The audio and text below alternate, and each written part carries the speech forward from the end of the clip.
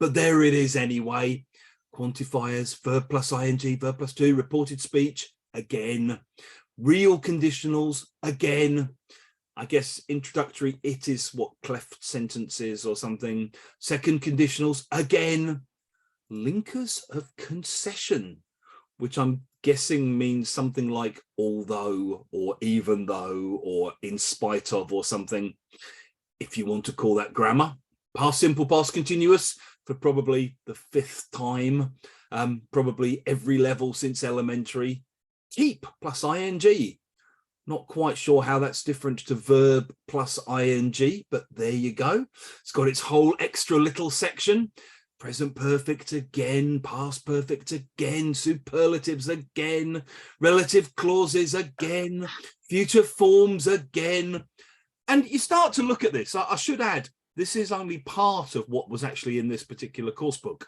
There was much more. This is units 1 to 8, and it actually had 12 units in it. So you can imagine the kind of overload of grammar that students and teachers are confronted with in the classroom.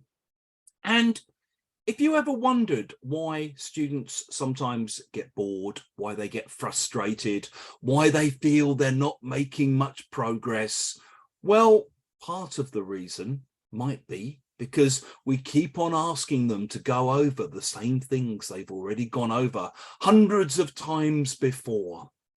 And I'm not necessarily blaming teachers for this, okay? Oh, sorry, 1 minute.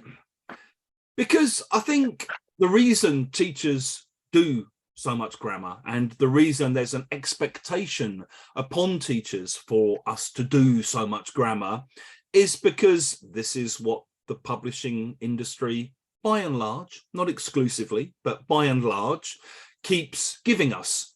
And if you talk to publishers, publishers will tell us that it's because this is what teachers expect. Teachers will say, well, we have to do it because it's in the course books. There's a kind of vicious circle of why we're doing this much grammar. There's then an expectation that you have to do all this grammar because it's going to be in the state exams. The state exams include all this grammar because this is what appears in the course books. And you end up with this kind of crazy chicken and egg situation. And obviously, you could look at doing grammar in lots of different ways. As I'm going to suggest later on, there are different ways we can think about doing grammar in the classroom. But I think a lot of the time, and you know, course books are partly responsible for this, a lot of the time what doing grammar means in the classroom is basically kind of unpacking or kind of unboxing, you know, structures via these PPP-based lessons. I'm guessing most of you are familiar with this idea of PPP. If you're not, it's the idea of presenting a piece of grammar, getting students to do some kind of controlled practice of the grammar, and then praying that maybe there'll be some kind of production of this grammar, you know, in some sort of meaningful, communicative kind of way.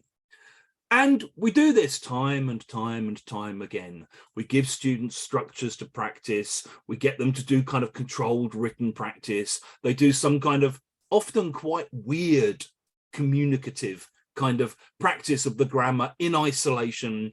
We do some error correction.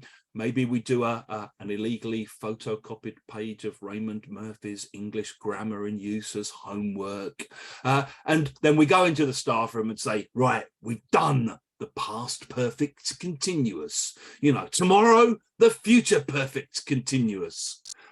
And I guess when we keep putting grammar on a pedestal like this, and we're still sort of encouraged to place the sort of unpacking and the PPP oriented way of thinking about grammar sort of up high in terms of where we expect it to be in classrooms, it's no surprise that teachers feel under pressure to keep grammaring their students, if you like. But I also think it is worth just stopping and thinking a little bit about what is the grammar that we're teaching really for, okay? So I'm going to give you a quick minute to do some typing. Have a look at the chat box there at the top And in the chat box, all I'd like you to do is just throw down whatever ideas come into your head immediately about what is all the grammar that we teach for. What's the function of it? Why are we doing this? Why are we inflicting this on our students? What's the purpose? Okay, I'll give you a minute just to type, and I'll have a quick look as you're writing.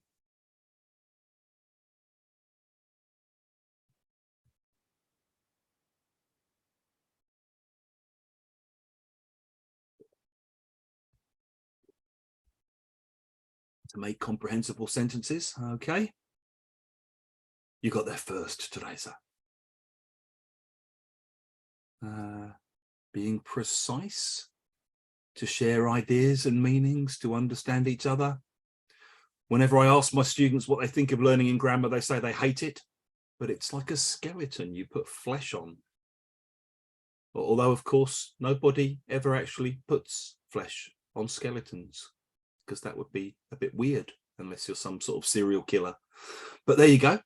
That's what we do to make English make sense, to not be laughed at for sounding like an idiot.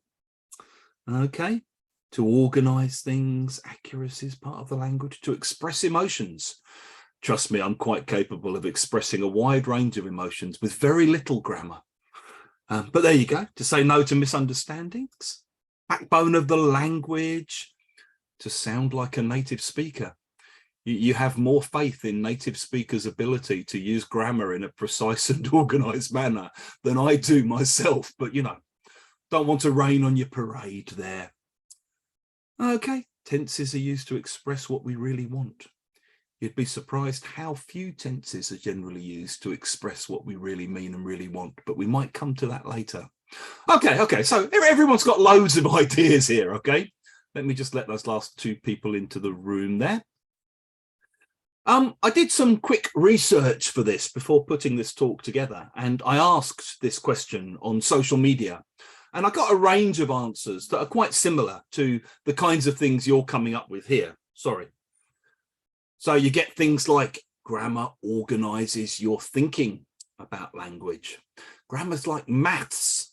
I always admire the people who think grammar is as logical as mathematics, and that once you've learned the formulas, you can just always apply it. If only life was that simple, but I know this is one of the things we like to tell ourselves. Grammar helps students understand everything better. That's something said by someone who's never been to Glasgow and had to deal with the accent in Glasgow, where all of the grammar studied in your life won't help you unless you've met people from Glasgow before. Without grammar, students won't be able to speak in or about certain situations, okay? You've got the clever teacher here who's like, well, I do grammar so that my students can grammar, where they're verbing the word grammar, provide students with the means to generate a huge number of sentences. Again, this idea of grammar as a kind of engine or a sort of productive mechanism. Oh, sorry. It pushes students, it helps stop fossilization, primes them to notice structures in future, which might make them stick somewhere. Something some of you were saying, helps them organize the language, it makes it digestible, helps them fine-tune their use. Again, it's the idea of kind of language as an engine in some way. I like this last one. This seemed quite honest, actually. If I don't talk about tenses, my students start getting anxious. It's kind of, you know, my students suffer from extreme grammar anxiety. And so I feel that I have to feed that grammar anxiety by giving them more of the things that they're really anxious about. Interesting approach. And my favorite comment from all of these was this: grammar is what allows teachers to pretend that teaching language is an academic endeavor. Okay, that if we didn't keep lecturing our students about grammar and kind of grammaring them into submission, then we'd just be like, I don't know, driving instructors or something. If we didn't have this kind of academic veneer to the language, then we'd just be like people teaching some sort of useful, functional life skill. And maybe we should be, as I'm going to suggest later. But I think actually for a lot of teachers, holding on to grammatical knowledge is sometimes a kind of weapon, particularly in this day and age where students have access to the internet. You know, 30 years ago, okay, in lots of countries, English was basically what your teacher told you it was. Yeah, English was what you saw in the course book and what you heard in the classroom. And a lot of people didn't have much exposure to English outside of that. You know, maybe some movies, maybe some music. Now students have access to everything everywhere. And I guess for every teacher, I don't think it's a native or a non-native issue. I think it's just a teacher issue. You will have students ask you about things that you've never heard or seen before. Yeah. And in a way, this is even worse if you're a native speaker like me, because students come in and ask you about a piece of language and you kind of confidently say, no, you must have misheard it. That's not English. Trust me, I'm a native speaker. I know these things. And then the students show you the magazine where they've seen it and you have to kind of go, oh, shit. Okay. Wow. So it is a real thing that I've just somehow never encountered. I think all of us face this kind of, you know, challenge from our students, where our students will pick up things that we haven't encountered before. And I think for some teachers, grammar can be a kind of weapon that they like to wield in this situation, where it's like, yeah, okay, so you found something I've never seen before, but do you know what a reduced adverbial participle clause is? Because I do. No. You know, I'm still king of the classroom. And I think we need to be careful not to fall into that trap. We need to be careful not to use grammar as a weapon to kind of control our students. We need to be careful not to use grammar in a way that sort of over academicalizes the language. Most students, in my experience, aren't particularly academically minded. Most students don't really want to learn to talk about English in great detail. Most students just want to learn English. They just want to be able to do what other people who are more fluent than them can do with the language. And sometimes there's also a kind of inverse relationship between how much English students know and how much language for talking about English students know. I've had students in the past who are kind of stuck at pre-intermediate level. And part of the reason they're stuck is because they refuse to learn things they can't label or name. So they'll often ask you, like, Hugh, is this the subjunctive? Is this a mixed condition? Just learn it. It's just an expression. At the same time, I've had like Swedish, Danish, Norwegian, Dutch kids who kind of sail through Cambridge proficiency, but they couldn't tell you if something is a reduced adverbial clause or not. They couldn't tell you if it's a get or a have passive or not, but they know how to use the language in the same way as native speakers grow up knowing how to use the language because of all the exposure you've had, but not necessarily because you've learned it in a formal way.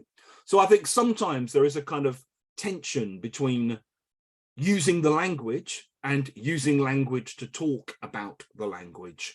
And obviously one of those things is more desirable than others. So where was I? Yeah. Oh, sorry.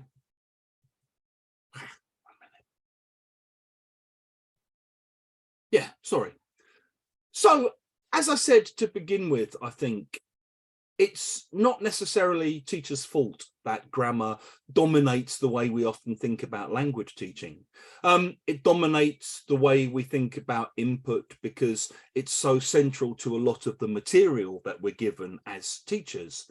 But I do think maybe, given the kind of centrality of grammar in language teaching, we should maybe start to think about whether the way we're dealing with grammar is the best way of dealing with grammar, whether it's the only way of dealing with grammar, and whether or not there might not be other ways of thinking about dealing with grammar that might be more fruitful. Okay, so I'm going to do a quick kind of experiment on you. I'm going to show you some photographs of board work. These are all things that I've written during my classes. Okay, I'm not going to tell you the level, and I'm not going to tell you why or when I wrote them. What I would like you to do as you're looking at them is just have a think about, what do all of these examples have in common? Okay, apart from the fact they're in my terrible handwriting and I wrote them, what else do they have in common? Okay, I'll give you a minute to read through everything. I hope it's clear.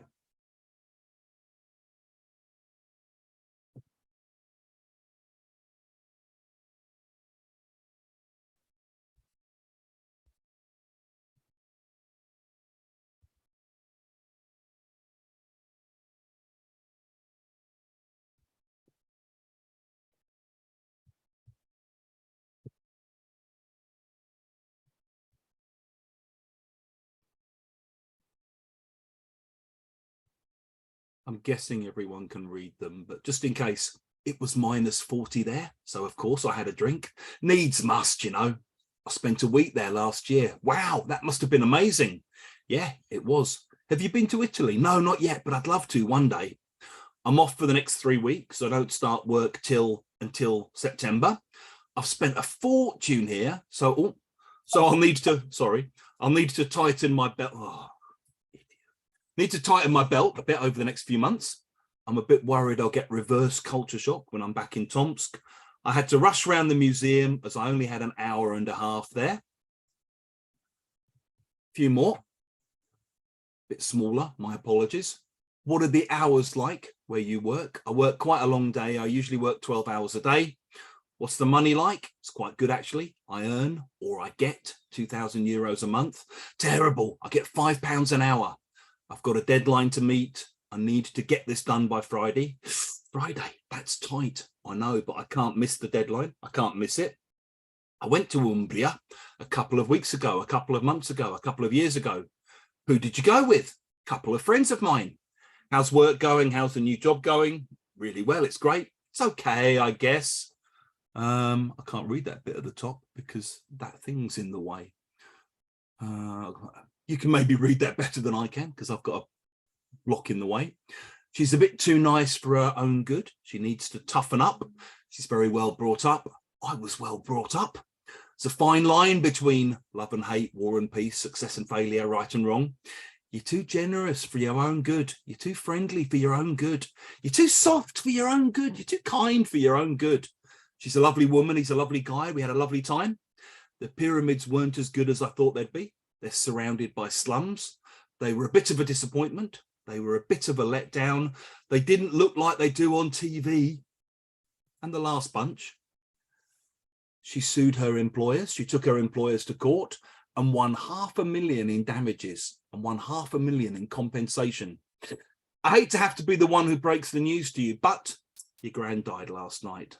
I hate to have to be the one to break the news to you, but the firm is going to have to let you go.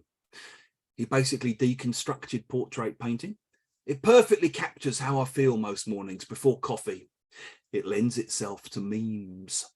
In case you're wondering, that one was about Edvard Munch's The Scream. If you know that picture of, like, kind of that one.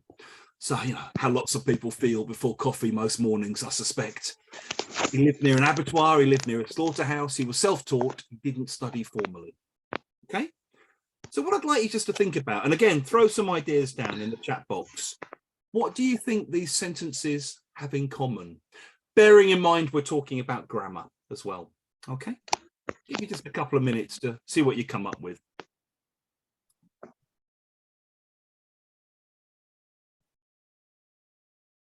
Chunks, frames, idioms, and collocations. Yes, we'll come to that idea, Teresa.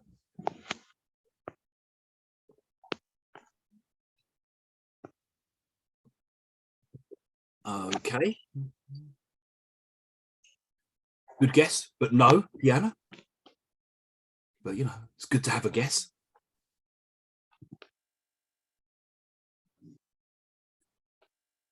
That's okay. Give you a couple more minutes, see if anyone's got any more ideas about what might link all of these things. They're quite natural. We'll come to that idea. Graphics. Yeah, that's just me using different pens. When they go into the students' notebooks, they are very ungraphic generally because they're all in the same color pen.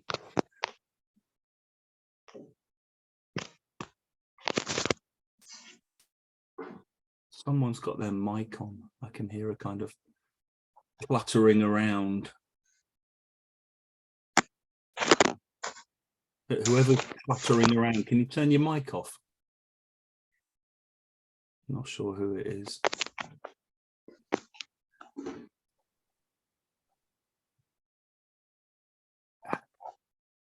Emotions and a policy. Grammar's not the main focus, yet it's taught here. Yeah, we'll come to that idea, Magdalena. It's not about tenses. We'll come to that idea as well. Emergent language. We'll also come to that idea. Gosh, I'm struggling. I admire your honesty, Fran.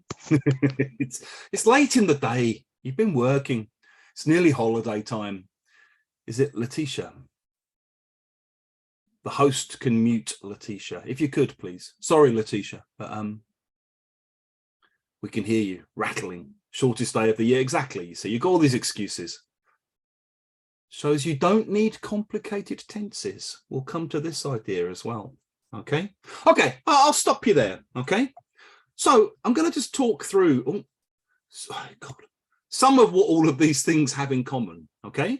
The first one is that I think they're all examples of just everyday spoken English. They're very much written as spoken language. And if you think about general English as basically meaning the English we generally speak or we generally use, well, generally when we use English, it's to speak and to listen. Of course, some people may be in particular circumstances where they need to read more or need to write more. But I think for most people, the general kind of definition of competence or fluency in a language is you can speak it and listen to other people speaking it. They're also, because they're examples of everyday spoken English, they're whole sentences and sometimes they're whole little dialogues. And this is very different to how I used to do things when I first started teaching. When I was a younger teacher, on the board, I probably just used to write 1 or 2 new words. I would write something like to break the news to somebody without any grammar there in the sentence. And maybe when I was doing a grammar lesson, I would just write, you know, have, has, plus been, plus ing equals present perfect continuous or something like that. They're all interactional. They're basically language being used between 2 different people, sometimes more than 2 different people. And sometimes they're quite formulaic examples. They're quite predictable. They're things that I'm sure many of you have said before. You know, when you go back and look at them, some of these things like, I don't know, it wasn't as good as I thought it'd be. You know, I'd love to. One day I've spent a fortune. I had to rush round, you know, what's the money like? What are the hours like? I need to get this done. Who did you go with? How's work going? You know, they didn't look like they do on TV. All of these kinds of things you've heard hundreds of times before and probably said hundreds of times before because they're typical things that people say and typical things that you hear people saying. Interestingly, and this wasn't intentional on my part, okay, grammatically, they're quite simple, basically. And that's because, particularly in everyday speech, the grammar we use is pretty simple. A statistic I never tire of saying is based on, where is that book? Yeah, so look at that, look, what a mighty book that is. The Longman Grammar of Spoken and Written English. If you're looking for a Christmas present for yourself and you have trouble sleeping at the moment for whatever reason, I recommend this because, you know, it's like a huge door stopper of a book. And it took me about 5 years to read from start to finish. I'd kind of do 2 pages a day for years. In this book, it's got some wonderful statistics, one of which is 80% of the time, in spoken and written English, we use the present simple or the past simple. Okay, 80% of the time. So 4 out of 5 times you want to choose a verb tense, it's the present simple or past simple. 1% of the time we use the present perfect continuous. So you can imagine how frequently or infrequently we use past perfect continuous or future perfect continuous. I mean, it's like 0.05% of the time we ever choose a verb tense. In these sentences, not intentionally, but just because that's how language works, you've got present simple and continuous, past simple, present perfect simple, going to will. You've got modals, but often in kind of little chunks, like I'd love to one day, that must have been amazing, that must have been fun, that must have been great. I can't remember what the can't sentence was, but I'm sure it was in something fairly fixed. In terms of where these sentences came from, they came from 2 places. And I think as teachers, this is one way we can think about supplementing what happens in the classroom. Okay, one way we can add value to students' experience of being in the classroom, and one way we can help students to say the things that they want to say or might need to say in future, is by doing these 2 things. Either these are things that my students were trying to say but couldn't quite say, okay, or they were examples of vocabulary that students had asked me about. So if you just look back a little bit, things like all of these, he basically deconstructed portrait painting. It perfectly captures how I feel most mornings before coffee. It lends itself to memes. Students were talking about art and artists. And in the first one, you know, someone's talking about Picasso and they're kind of saying, Picasso, he changed the way we look, we think, because before this is a portrait. With Picasso, this is a portrait, this is a portrait, this is a portrait. He changed everything. He broke and he mixed. How to say? Yeah, he deconstructed portrait painting. Next one, they look at the kind of Edvard Munch, the scream, oh, this is me in the morning before coffee. Yes, there are many memes. Okay, and so what I'm doing is kind of taking this and saying, yeah, I know what you mean. Here's a better way of saying it. Here's another way of saying it. Here's maybe how I would say what you're trying to say myself. With things like break the news, a student asked me, what does break the news mean? Well, it's difficult to explain, because break the news basically means tell someone some news, usually tell someone some bad news. But you don't really see how that works unless you get the context and the examples. So here you've got, I hate to have to be the one to break the news to you, but, and then you've got 2 examples of bad news that you might have to break to someone. You know, your grand died last night, the firm's going to have to let you go. You can then obviously ask students any other kind of bad news that you might have to break to someone, work with their ideas, see what comes back. So all of this is coming from either listening to what students are saying while they're talking, and kind of, I don't like the term emergent language, because in a way it's language which doesn't quite manage to emerge, if you like. It's more like kind of language which fails to emerge, but which could have emerged. So it's kind of working from what they're saying and saying, yes, I know what you mean. I would say it like this. And again, if you're listening to that thinking, yeah, it's easy for you to do that, you're a native speaker, there's no 100% correct way of doing it, okay? You get 10 different native speakers listening to 5 minutes of student speaking. People will pick up on different things. People will reword things in different ways. The important thing is the process of getting into the habit of doing it, okay?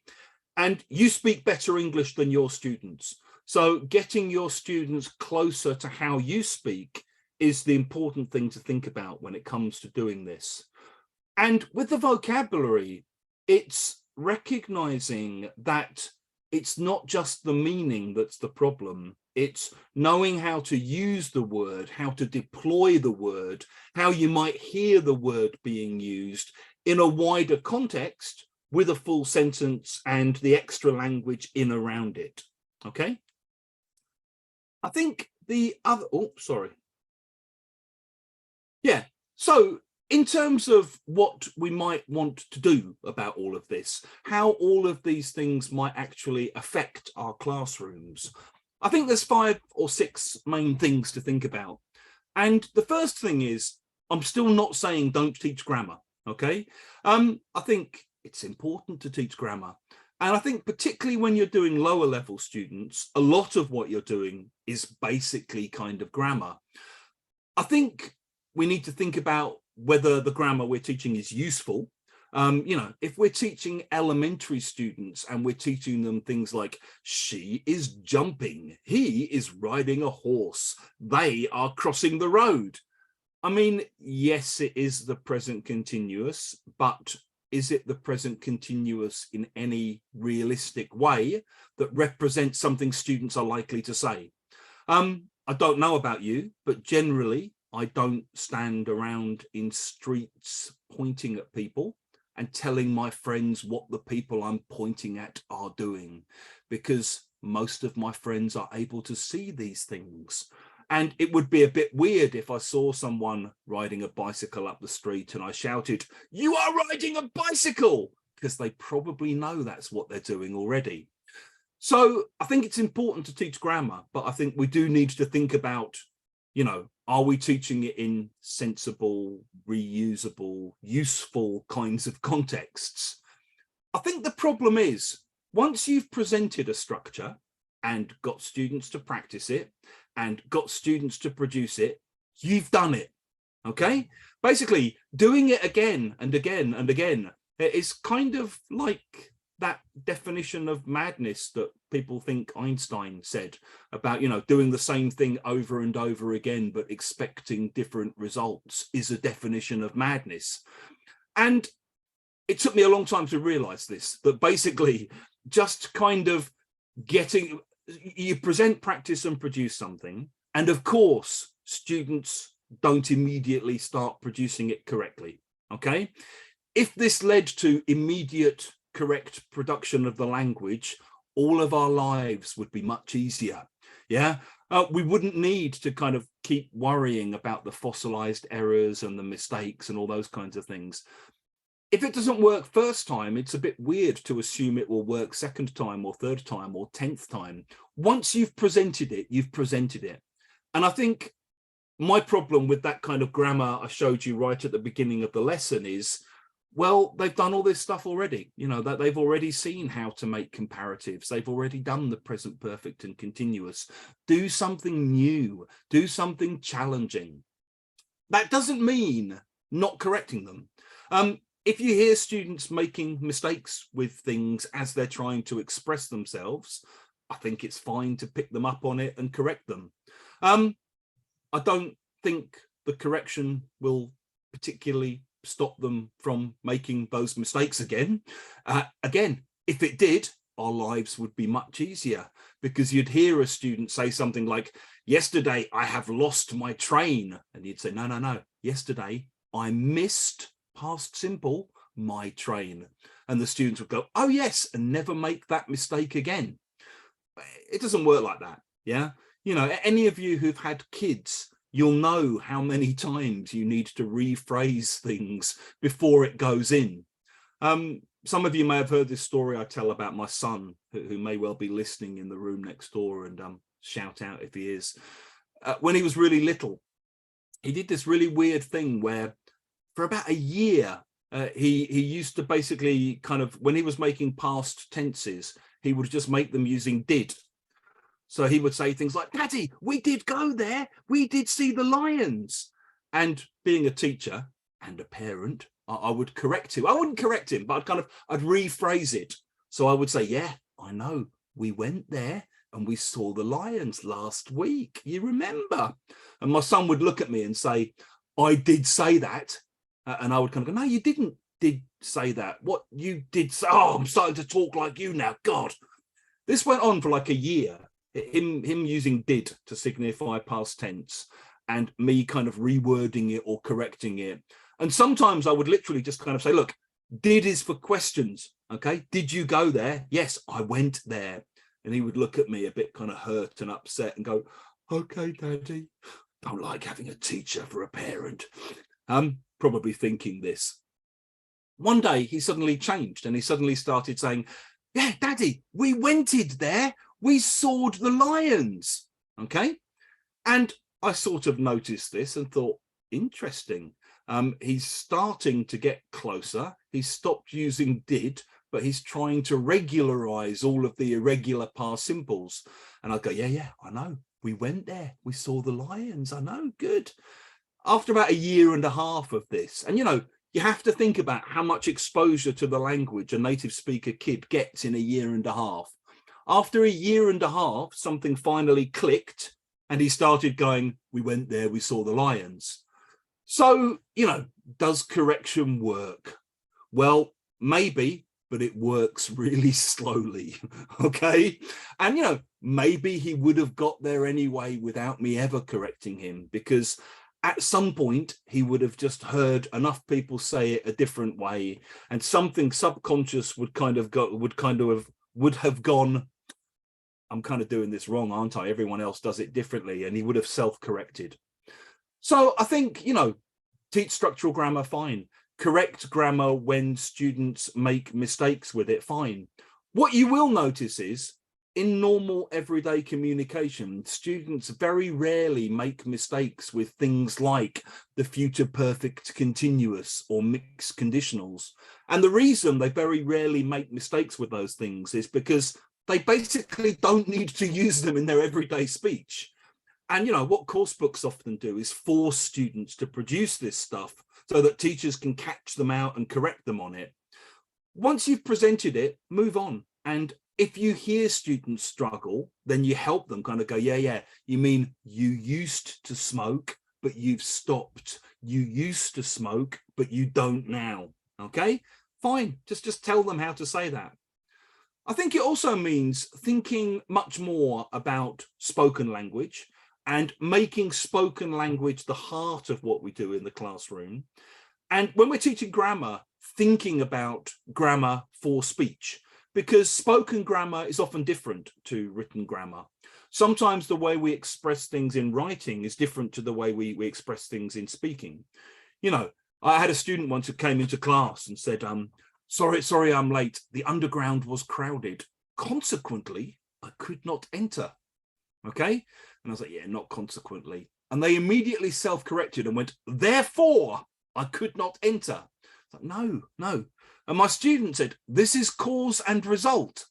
It's like, yeah, if you're writing an IELTS essay, this is cause and result. If you're having a conversation, this sounds like you've spent too much time studying academic English and not enough time learning normal spoken English. How to say in spoken English? Well, in spoken English, you'd just say, the tube was so crowded, I couldn't get on. Okay, and that's grammar, where you put so before an adjective and then have a result. But we don't think about that as grammar because it's not in Raymond Murphy's English Grammar in Use. It doesn't have a name. It's not a tense, but it's really common in spoken English. It was so cold, my hands felt like they were going to fall off. This guy was so drunk, he could hardly stand up. I was so bored, I fell asleep in the middle of the webinar. We do this all the time in speech, but maybe we don't think about this as grammar because we're not encouraged to by material. But it's grammar for everyday communication and everyday speech. I think it also means just listening to students as they're trying to express real meanings in a wide range of different situations and helping them get better at doing that, showing them how the grammar and the vocabulary interact in these conversations. Once you get to about intermediate, and definitely above intermediate, what you have to really prioritize, I think, is vocabulary. I mean, just the language load needed to get from first certificate to advanced to proficiency. You're doubling the amount of vocabulary you need every single time you go up a level, basically. The grammar you need is pretty much the same grammar you've got already. What you need to learn is how the vocabulary interacts with other bits of vocabulary, how the vocabulary interacts with grammar, and how all of that interacts with contexts and with situations. And again, if you go back to what we were looking at here, there's grammar everywhere. Okay, so if you've got those kind of anxious students who are like, but teacher, where's the grammar? Well, the grammar's everywhere. Okay, I hate to have to be. Yeah, I hate to have to be. So you have to be the one who, it's a relative pronoun, breaks the news to you. But the firm is going to, in the future, have to, necessity, let you go. If you want to point out the grammar, you can. If you've got really anxious students, sometimes you might just want to go, yeah, what tense is it here? Good, present perfect. Why? From the past to now. Good, just checking. Here, active or passive? Yeah, passive. How do you know? Yeah, good, just checking. So there's still grammar everywhere when you're doing these kinds of things. Sorry. So you can still focus on vocabulary, but constantly re-expose students to grammar through the way which you reformulate their output and through the way in which you exemplify the new language that you're teaching. I think it also means, kind of connected to what I was saying for number 2, just recognizing that there are loads of patterns in spoken English that sort of grammar. They're not really just vocabulary, but they're not grammar in the way we traditionally think about it. And when you're helping students say what they want to say, this stuff comes up all the time. So, you know, little patterns like you're a bit too nice, generous, kind for your own good, where it's a positive quality made negative because there's an excess of it. Yeah. So, you know, you're a bit too generous for your own good. It's lovely that you like helping people and giving them your money, but now you can't pay your rent and you're in trouble. You're a bit too nice for your own good. Other people will take advantage of you. It wasn't as good as I thought it'd be. You know, I don't think about that as reporting expectation, future expectations in the past or whatever. It's just a chunk that you learn and reuse. It wasn't as good as I thought it'd be. Yeah. When we do present perfect, we spend so much time worrying about for and since. Yeah. Actually, a lot of the time you just leave for out. You know, I've lived here 10 years now. You put now at the end. Yeah. I've worked here 12 years now. Yeah. Also, the one thing we don't teach very often, and I think we should because it's so common in everyday speech, is over. You know, I don't know. I haven't been feeling well over the last few days. Over the last few years, none of us have seen our wages go up at all. Over the next few weeks, we're expecting blah, blah, blah. Then you've got these things like, you're not supposed to, but you do. I'm not really supposed to let you in here, but I will. We're not really supposed to eat in the classroom, but I'll make an exception in your case. So again, it's grammar, but not grammar. It's kind of lexico-grammatical bits. And if students are going to get fluent, they need to see this kind of stuff. As I said, when students do make mistakes, fine, deal with the mistakes when they happen. But kind of don't assume they're going to make mistakes before they have made them. And don't create weird exercises that force them to make mistakes that maybe they wouldn't make otherwise. I think finally, it's also just recognizing in the end, it doesn't matter. I mean, in the end, if they get to a level where they can communicate and do what they need to do in a language, and they still have a few ingrained mistakes, it doesn't matter. A story I often like to tell is about the football manager from my team, Arsenal, top of the table in England at the moment. And for years, we had a French manager called Arsène Wenger, and he spoke amazing English with a very French accent because he was very French himself. And even though he'd lived here 20 years, he obviously did his entire professional life in English. He never quite learned how to use managed to. So he would always do it the French way, and he would say, it was a very difficult game.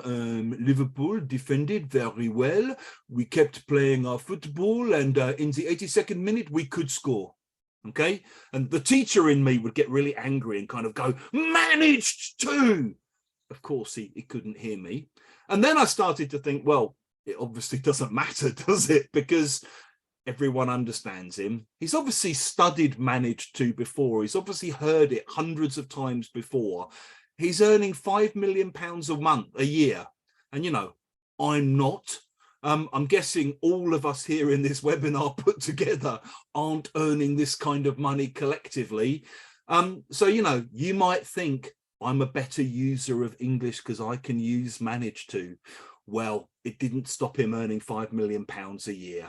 And, you know, in the end, it doesn't matter if those things are completely ingrained, so long as people get by and can do what they need to do. It's obviously nice if we can stop them doing that, but I'm guessing he's had teachers. I'm guessing his teachers have corrected those things. I'm guessing he's done exercises going, yeah, bloody Managed To, didn't manage to, got it. But, you know, it doesn't kind of necessarily change things.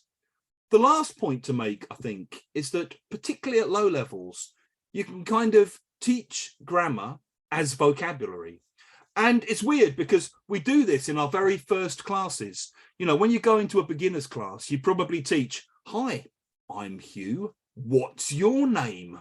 Okay, you just teach that as a fixed expression. You don't teach it as a W8 question with the verb to be and a possessive adjective and a singular form of you just teach it as what's your name.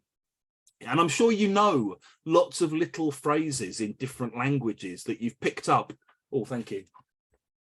Excuse me. That you've picked up just through hearing them and through being exposed to them. In the same way, if you're working from student conversation, you can show them more grammar more often. Yeah. So you can have things like this. You can do a quick Friday afternoon or Friday morning thing where students are talking about what they're doing this weekend. They can walk around. Often what students will do at low levels is they just say things like, you, what you do tonight? Oh, meet friend, go for drink in Soho. You, what you do? Oh, have party tomorrow. Want to come? You know, students can often communicate this stuff without using the grammar necessarily. What you might do as a teacher is to say, okay, let's have a look at how to say some of the things you were trying to say. And what you're doing with the low-level students is you're just grammaring it. So you're saying, yeah, so the question, you, what do tonight? Anyone? Yeah, what are you doing tonight? What tense is it? Present continuous. Why? Future arrangement. Good. So I'm meeting a friend at 6. Present continuous. Future arrangement. We're going out for a drink in Soho. Present continuous. Future arrangement. And again, you know, we're having a little get together. We're having a little party tomorrow. Would you like to come? If you fancy coming. I'd love to, but I'm afraid I'm doing something else already. You know, present continuous, future arrangement. You've then got things like, you know, what time do you finish work? What time does the film start? What time do you start work in the morning? Maybe one of these sentences comes up in the class, like, you know, what time you finish work? And what you focus on is, yeah, so here, the question, what time do you finish work? What tense is it? Present simple. Why? Timetable, future. Here are some more examples. And then the response, okay, well, I'll meet you around 5. I'll see you on Sunday. I'll phone you later. Will for promises, okay? Or decisions made at the moment of speaking, or promises made at the moment of speaking. Doesn't really matter. The important thing is, by thinking like this and working like this, students get a lot more exposure to the language much more often than they would do if you're just working in a present, practice, produce, write some single words up on the board. More present, practice, produce, write some single words up on the board. Is my son still hiding behind me? Sorry. If you see a kind of long-haired creature behind me, it's my son. Yeah. So just to kind of finish off, I have been saying course books are all to blame. I should add that obviously, as a course book writer, I'm going to tell you that my own series of course books, particularly Outcomes, tries to break some of these conventions and tries to help teachers do things in a slightly different kind of way. I should also finish by saying, please do have a look at the website we run, www.lexicallab.com. You can see Jean. Come on, let me work. I'm sure all of you remember this kind of thing from when you were during lockdown and had kids stuck at home with you. Yeah, have a look at the teacher training courses we offer. We're going to be doing a London-based summer school for a couple of weeks next year, looking at teaching lexically and British language and culture. If you're not following us already on Instagram, please do. If anyone wants to get in touch, you can email me. It's hugh@lexicallab.com. And if anyone's got any questions, I've got a little bit of time to take a few questions. Please feel free just to put them in the chat box. Question: why do you believe students want so much grammar? Because they've been given so much grammar in the past. I think it's a kind of self-perpetuating cycle, basically. And I think you notice very quickly, if you change the focus of what you're doing in the classroom, students start asking different kinds of questions. If the questions you're asking are always about grammar, students are going to obsess about grammar. If the questions you're asking are things like, yeah, any other kind of news you might have to, Jean, any other kind of news you might have to break to people, any other reasons why maybe you get kicked out of things, why might you fall out with people, what happens after you fall, when you ask those kind of questions, students start asking more questions to you about language and about vocabulary. So I think generally the reason students have grammar anxiety is because teachers make them anxious about grammar. Disadvantages of teaching too much grammar. I think the biggest disadvantage is it doesn't help students say very much, okay? Basically, if you're teaching grammar in isolation, it's a very weird misrepresentation of how we use language, because we don't use tenses in isolation. When we teach present perfect, we sometimes do, have you ever been? Yes, I went. Okay, so we do that. What we don't do is look at things like, what are you doing this weekend? I'm not sure, I might do this. What about you? What are you doing this weekend? Oh, I'm doing this. And then maybe if the weather's good, I'll do that. And I think we need to be thinking about how grammar interacts with other bits of grammar all the time. And you only get to that stage by thinking about conversations and how grammar works in everyday conversations. Is it the same as implicit teaching? In some ways, yes, because there will be some implicit learning that happens through this kind of exposure, okay? So students will see things like gonna have to, okay? I'm going to have to. And you can make it more or less explicit. You can point it out, or you can just drill it, or you can just show it on the board. And it gives students the chance to absorb it implicitly without you necessarily teaching it explicitly. So I wouldn't say it's implicit teaching. I would say it allows more opportunity for implicit learning. They practice what they've learned before through grammar. Yeah, exactly, Mohammed, yeah. And it allows them to keep kind of trying out what they've used, what they've learned already, and seeing what they can say with it. How would you use tech to help students learn grammar? Very, very minimally is the answer to that question, Evgenia. I don't think it, I mean, but by exposing students to the language in use, which they can access through technology. What else we got? Are we taking the webinar from the cell? Oh, cell phone, okay. Is it correct to apply GTM? I'm not sure what you mean by GTM, Juan. You might need to explain that to me. Why do so many people dislike hearing, applying, or talking about grammar rules? Because it's boring. And because often they've been subjected to that in high school, and their memories of high school are having endless lectures about grammar, often in their own first language, and then leaving high school and finding that they can't actually use the language very much. And, you know, a lot of grammar, there's not much to say about it. I mean, in a way, the longer I teach, the less I have to say about grammar. You know, present perfect, from the past to now. Yeah, you know, present simple, generally, usually, always. Present continuous, started, not finished, future arrangement. But that's it. And just knowing that information, just hearing that information, doesn't necessarily help you say anything. It doesn't help you do anything with the language. So I think that that's part of the reason why students get frustrated. Yeah, sorry, I'm kind of skimming through questions. I'll do a couple more. Difference between natural grammar and the grammar we teach in class.